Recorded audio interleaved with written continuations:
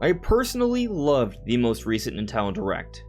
However, if there was one criticism that I would say would be most valid, it would be that they didn't do a great job of telling us what's to come after July. For the months of August to December of 2023, we don't know about anything officially coming from Nintendo for the Switch. It's a complete mystery. And considering some different industry insiders have said that there are no big games to come after Tears of the Kingdom for a long time, it does leave many wondering if there's really much of anything to come in the second half that's worthwhile.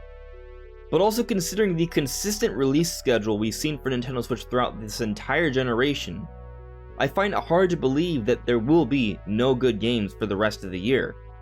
So I find this topic to be rather fascinating, this idea of what could come in the second half of 2023, and I think I have a decent idea of what to expect.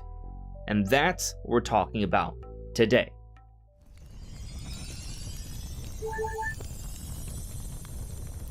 Hey, listen! Welcome everyone, this is On Just Restart, and we are talking about Nintendo's second half of 2023. So, for the first half of 2023, it's not so bad. We got Fire Emblem in January. This February, we've gotten Metroid Prime and we're getting Kirby. March will have Bayonetta Origins. April will have Advance Wars. May will have the Megaton that is The Legend of Zelda Tears of the Kingdom. June, kind of a question mark right now. And July, we're getting Pikmin 4. But beyond that, we really don't know what's going on. And some may believe that not really much is coming because some insiders have said that nothing major is coming after Tears of the Kingdom. But I'm not so sure that I totally buy that. I don't really think that we're just going to go an entire second half of the year without any games really worth playing. And I think this definition of what a big game would be is definitely different by person. I think some people will refer to a big game as something that's expected to sell 10 plus million. But some of my favorite games on Switch have sold well under 10 plus million. The Xenoblade games, the Fire Emblem games, the Metroid games, some of the best games on Switch, all of which have failed to sell even 5 million. So even if there's not a single game that's expected to sell above 10 million copies for the second half of the year, that doesn't mean there can't be good games to come out throughout the year, and considering the consistent release schedule of Switch, I really doubt that July is the last big Nintendo Switch game. So then, what is going on? What are we going to actually be getting? Well, something I find interesting is that yes, the Direct has come, and we don't know about the second half of the year, but we also don't know about June either. And I feel like what's being set up here, even though we know that Nintendo's no longer officially going to be a part of E3, at least for this year, is that they're sort of set up to have a Direct around the same time they usually do, in the June E3 time. There's not even a game coming out in June, so maybe they want to have a presentation in June, maybe have a shadow drop or two to give us something to play in June, announce some DLC details, and also outline games that come out throughout the summer, including Pikmin 4, but beyond as well. So I still think that we're probably getting some sort of direct presentation. And if we're not getting a direct presentation, it's because something else even bigger is about to happen. And just for the record, full disclaimer here, what I'm about to suggest is not something I actually believe, but I'm acknowledging it as an outside possibility. And this outside possibility is that Nintendo's setting things up for a big event where they announce maybe their next system, the Switch 2 or the Switch successor, around the summertime. Maybe it comes out for the holiday. That, I think, is actually a possibility, even though I'm currently leaning on it coming out in 2024 because of the Nikkei report that has reported that Nintendo's looking into preparing manufacturing for their successor to release in the middle of 2024. So that's what I'm leaning towards.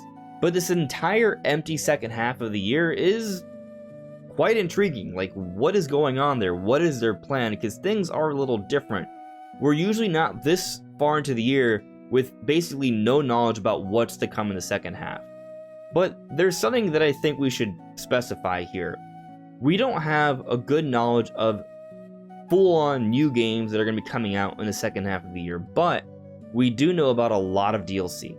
We know we're going to be getting the Xenoblade Chronicles 3 DLC, the one that's going to include Rex and Shulk and whoever is this other guy, this Vandom guy. Like, there's going to be a significant story DLC for Xenoblade.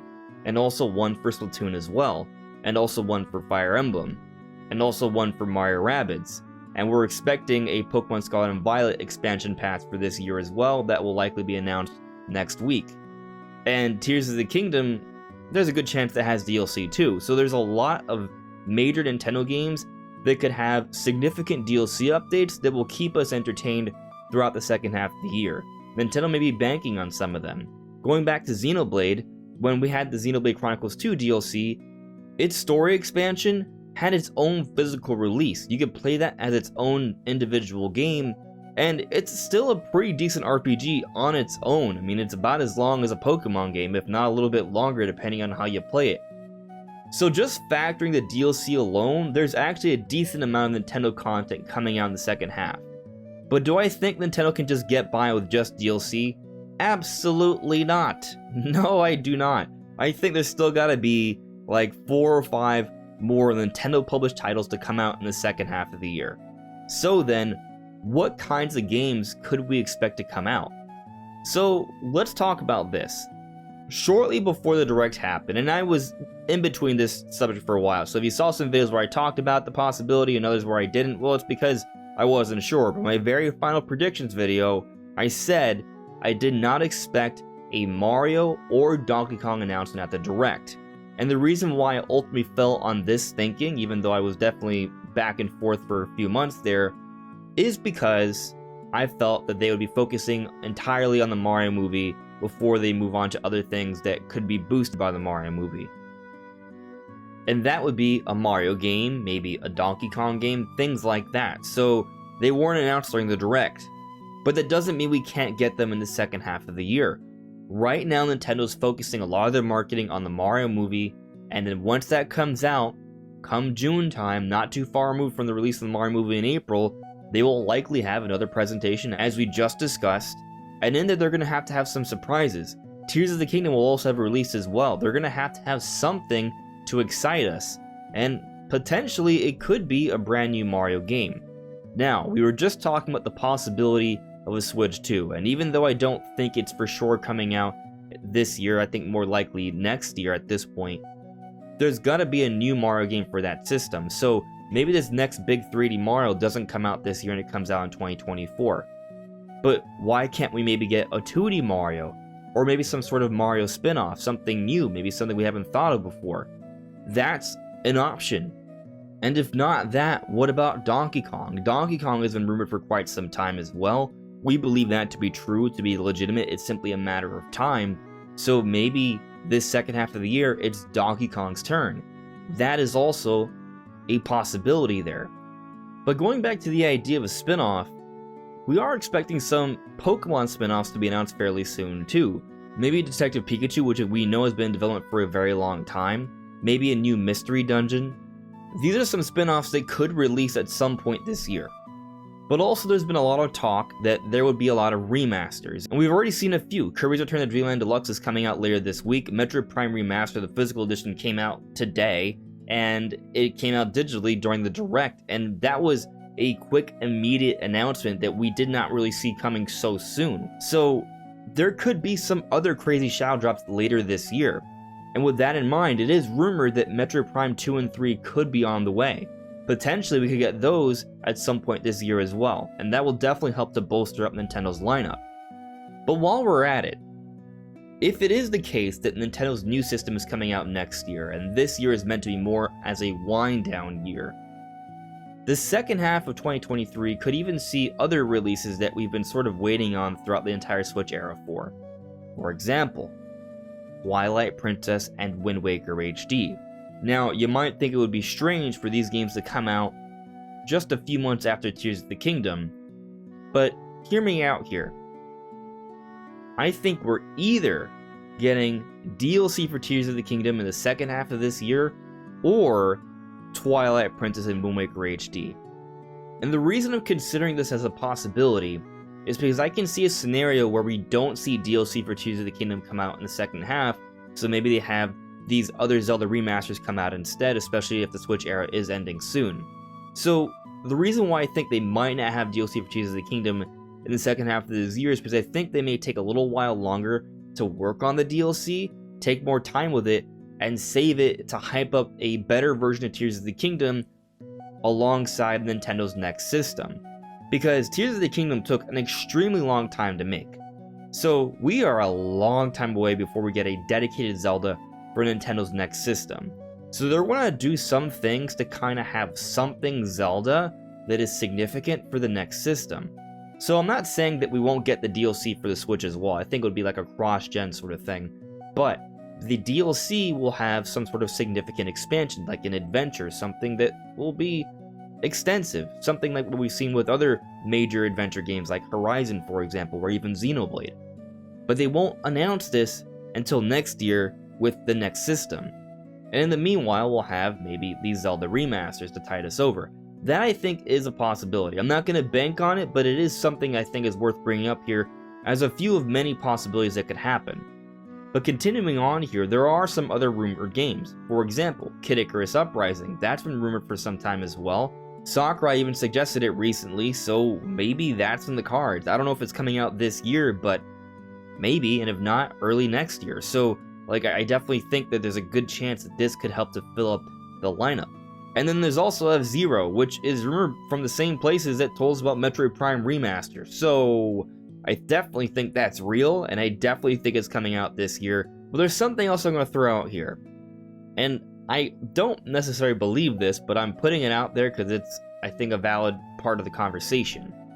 Metroid Prime 4. We talked about 2 and 3 maybe coming out this year. They are rumored.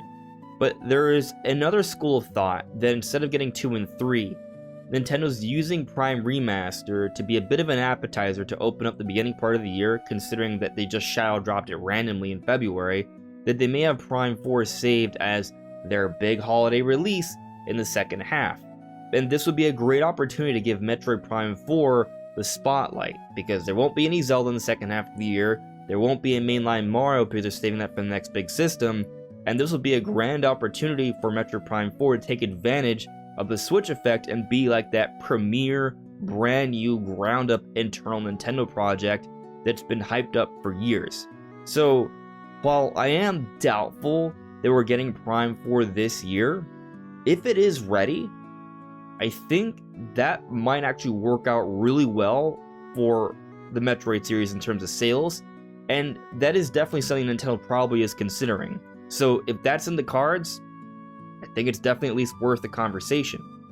And there are other random remasters Nintendo could probably just pull out of seemingly nowhere, like, for example, Paper Mario: The Thousand Year Door, maybe an HD remaster for Luigi's Mansion, even though we had one for 3DS, they could probably do something even better for the Switch.